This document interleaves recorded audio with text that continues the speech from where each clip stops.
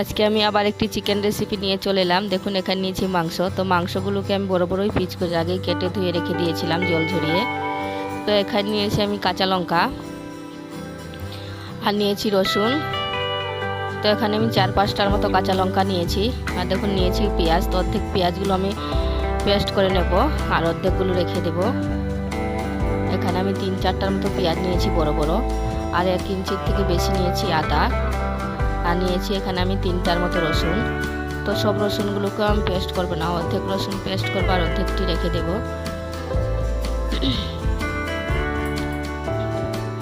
তো দেখুন এখানে আমি 1 চামচ দিয়ে দিলাম লবণ স্বাদ মতো, আর দিয়ে দিলাম 1 চামচ মরিচ গুঁড়া, আর দিয়ে দিলাম 1 চামচ হলুদ গুঁড়া। 1 চামচ না, 1 চামচ থেকে কম রং অনুযায়ী। আর দিয়ে দিলাম 1 চামচ ধনে গুঁড়া, আর দিয়ে দিলাম 1 চামচ জিরে গুঁড়া। তো 1 চামচ থেকে এখানে আমি একটু বেশি দিয়েছি। আর ওখানে দিয়ে দিলাম আমি সরষা তেল। তো সবগুলো দিয়ে আমি ভালোভাবে মেখে নেব, যাতে মাংসর গায়ে ভালো করে মশলাগুলো লেগে যায় একদম ভালো করে। তো দেখুন আমার মাখানো হয়ে গেছে। তখন কিছুক্ষণের জন্য রেস্টে রেখে দেবো আমি। আর চুলার মধ্যে আমি কড়াই বসিয়ে দিলাম আর সামান্য সরষের তেল দিয়ে দিলাম। আর এবার আমি আলুগুলো ভেজে নেব। তো আলুগুলোকে আমি প্রায় 75%-এর মতো ভেজে নেব, যাতে আলুগুলো একদম ভাজা হয়ে যায়। তখন আমি দিয়ে দিলাম সামান্য লবণ, আর দিয়ে দিলাম সামান্য হলুদ। তো লবণ হলুদ দিয়ে ভালো করে আলুটাকে আগে ভেজে নেব একদম লাল লাল করে। তো আমার আলুগুলো ভাজানো হয়ে গেছে। তো এবার আমি আলুগুলোকে নামিয়ে নিলাম। তো আমি এই কড়াইয়ে আবার তেল দিয়ে দিলাম।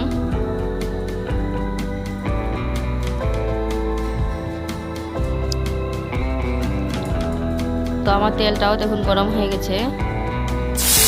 আর এখন আমি এখানে দিয়ে দিলাম পেঁয়াজ, অর্ধেক রাখানো পেঁয়াজ দিয়ে দিলাম, আর দিয়ে দিলাম রসুন,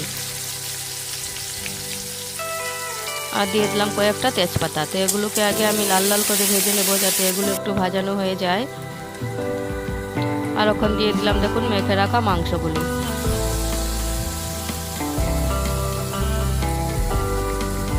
তো মাংসগুলোকে আমি একটু ভালো করে আগে ভেজে নেব। আর আমার রেসিপি যদি ভালো লাগে, আরও নতুন রেসিপি পেতে আমার চ্যানেলটি সাবস্ক্রাইব করে দিয়ে, না যে যেখান থেকে দেখছেন আমার ভিডিওটি একটু লাইক দিয়ে দিন, আর কমেন্ট করে জানাবেন আমার রেসিপি কেমন হয়েছে। তো দেখুন আমি মাংসগুলোকে আগে একটু ভালো করে ভেজে নেব, যাতে আমার মাংসগুলো ভালো করে ভাজানো হয়ে যায়। তো দেখুন আমার মাংসগুলো বেশ ভালো ভাজানো হয়ে গেছে। তো এখন আমি এখানে দিয়ে দিলাম আদা রসুন। তো আমি আদা রসুন সবগুলোকে একসাথেই পেস্ট করে নিলাম। তো দিয়ে এগুলোকে আমি আরেকটুখানি ভেজে নেব ভালো করে, যাতে আদা রসুনের থেকে কাঁচা গন্ধটা চলে যায়। আর দিয়ে দিলাম আমি এখানে ভেজে রাখা আলুগুলো। কাশ্মীরি ছাড়াই দেখুন কত সুন্দর দেখাচ্ছে মাংসর কালারটা। আর এবার আমি ঢাকনা দিয়ে দিলাম। ঢাকনা দিয়ে কিছুক্ষণ কষিয়ে নিলাম। তো দেখুন আমার মাংসটা কষানো হয়ে গেছে। তো আমি ভালো করে 1-2 বার আবার নেড়ে দিলাম।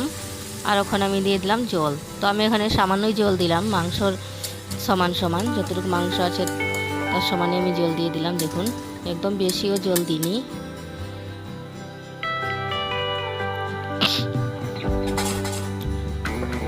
তো এবার আমি ঢাকনা লাগিয়ে মাংসটাকে একটু সেদ্ধ হওয়ার জন্য ছেড়ে দেবো, যাতে মাংসগুলো একদম ভালো করে পেকে যায়। তো দেখুন আমার মাংসর কালারটা কি সুন্দর হয়েছে, আর দেখতেও কি টেস্টি দেখাচ্ছে, খেতেও খুব স্বাদ হয়েছিল।